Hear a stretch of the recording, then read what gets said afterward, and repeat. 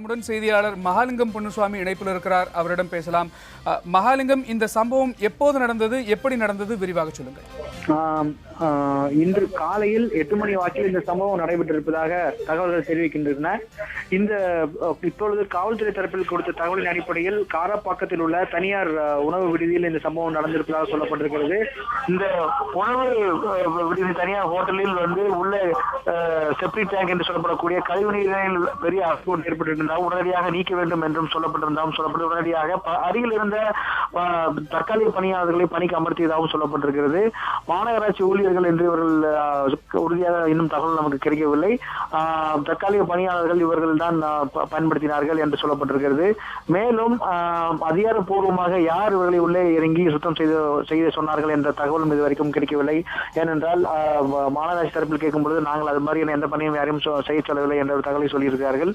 எனவே அது குறித்த விசாரணை என்பது நடத்திய பிறகுதான் அது யார் உத்தரவிட்டார்கள், தனியார் ஹோட்டல் நிர்வாகத்தினரை அழைத்து இது போன்ற பணிகளை அமர்த்தினார்களா அல்லது குடிநீர் வாரியத்தை சார்ந்தவர்கள் அதிகாரிகள் இது போன்ற நிறுவனத்துக்கு பண்ணினார்களா? ஏனென்றால் சட்டமே இருக்கிறது தமிழகத்தில், கழிவுகளை மனிதர்களே இறங்கி அகற்றக்கூடாது என்ற சட்டமே இருக்கிறது. எனவே சட்டத்தை மீறி இது போன்ற செயல்கள் எப்படி நடந்தன என்ற ஒரு மிகப்பெரிய கேள்விக்குறி எழுந்திருக்கிறது.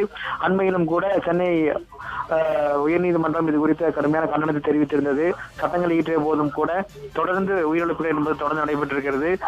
எனவே இந்த உயிரிழப்புகள் எல்லாம் கட்டுப்படுத்த வேண்டும், அரசாங்கமுடைய சட்டத்தை பின்பற்ற வேண்டும் என்று சொல்லப்பட்டது. சில மாதங்களுக்கு முன்பு மதுரையில் இதே போன்ற ஒரு சம்பவம் நடைபெற்றது. அதில் 2 உயிரிழந்தார்கள். அவர்களும் மாநகராட்சி ஊழியர்கள் தான். உடனடியாக மாநகராட்சி அவர்களுக்கு 2 லட்சம் ரூபாய், தலா 2 லட்சம் ரூபாய் உதவித்தொகையாக அறிவித்தார்கள். இந்த சம்பவம் தற்பொழுது இன்னும் பிடிபடாத சம்பவமாக இருக்கிறது. அவர்கள் தற்காலிக ஊழியர்கள் என்ற தகவல் சொல்லப்பட்டிருக்கிறது.